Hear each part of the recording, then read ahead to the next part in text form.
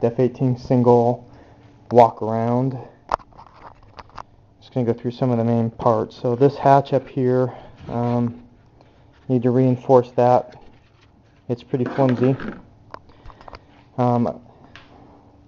There's a 60-ounce Dubrow tank in here. It slides right in there just perfectly. It kind of stretches the glass a little bit when it goes in, but it does go down in there, and you can slide that back. That's held in by some Velcro. I'm not going to pull that up, but there's just a Velcro strap down there that holds the tank in place. The fuel pump there's kind of a cavity back in here, back by the intake, so the fuel pump is back here. I had originally set this up to use the Yellow Aircraft's, all of its valves and everything that it has, and they are junk, so don't use those. They're just way too fragile.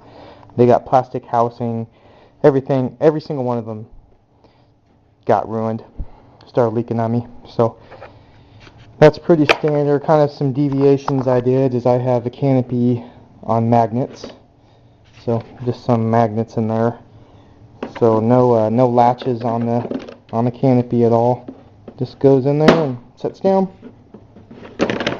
Got the little pins up front. Up front, it's pretty bare. We just have the ECU and then the brake valve, or sorry, the retract valve. It's a really cheapy retract valve.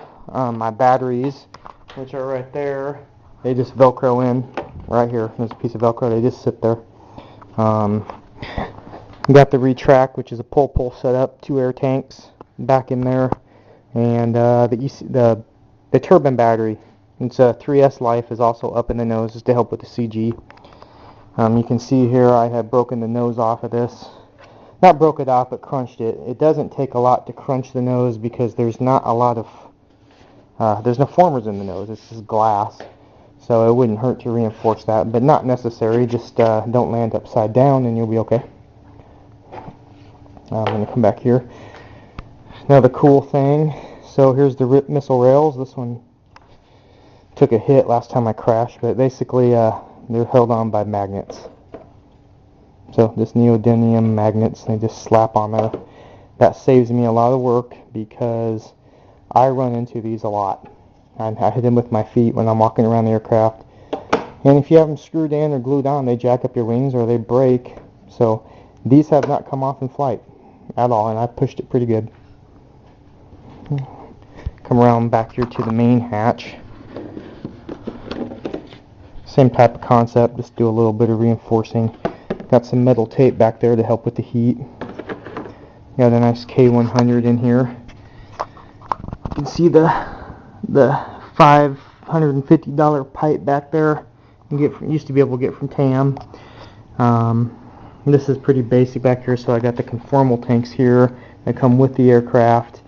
I don't like to use Tygon in aircraft, but you can see some Tygon coming off those tanks. It is just impossible to get some of the anti-static tubing to work in there. Got my shut-off valve just kind of glued there. Pretty tight install. There's not anything really in the tail. We got our servos back there for the elevator and the rudder, but you just can't put much back there because it gets so hot. I got heat blanket, probably might not be able to see it, there's heat blanket all the way around inside there, heat and reflective tape. So that's pretty much the basic layout of this jet. I won't go, there's a lot of work, like I mentioned, there's a lot of work with the gears here, but you won't have to deal with that since you got different gear. I mean, these are the upgraded gear. I can't remember who makes them, but they have a lot of problems. Look, I got safety wire holding it so that way this doesn't come out when it retracts, because there's little set screws in there and they wear into the metal and then they become loose. It's just been a learning process. My gear, it's high solid together. Got little high sol fillets all around it because the set screws just aren't strong enough to hold the gear under the weight. There's a turbine.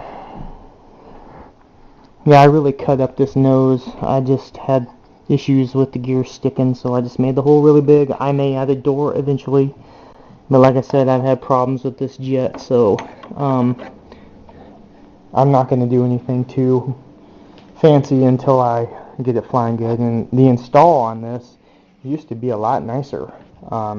Just from all the taking it apart, putting it back together, I just kind of quit doing all the little tiny things that make it look nice, because for all I know, I'm just going to be taking it right back apart.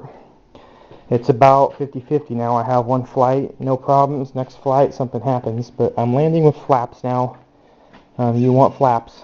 Nice big flaps there. You want that.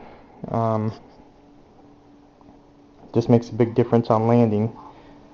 So this tank here is 60 ounces, so I have close to 100 ounces of fuel. You don't need this 60 ounce. I would say even a 40 ounce would be suffice. As the rear tank's empty, the CG ends up being way too far forward. Not too far, but it's definitely a nose heavy CG, and then as you fly it around. But I land with probably at least 3/4 of this tank, and that's after 4 minutes of flight, setting up for landing. I do not like to fly more than 4 minutes, so I fly 4 minutes, and then I do my gear pass, and I have way too much fuel, and I think that's part of the problem. I probably need to fly at 5 minutes and push it a little harder to get the fuel out of it, and just that'll help with the landing load and the nose heaviness. So yeah, that is basically it.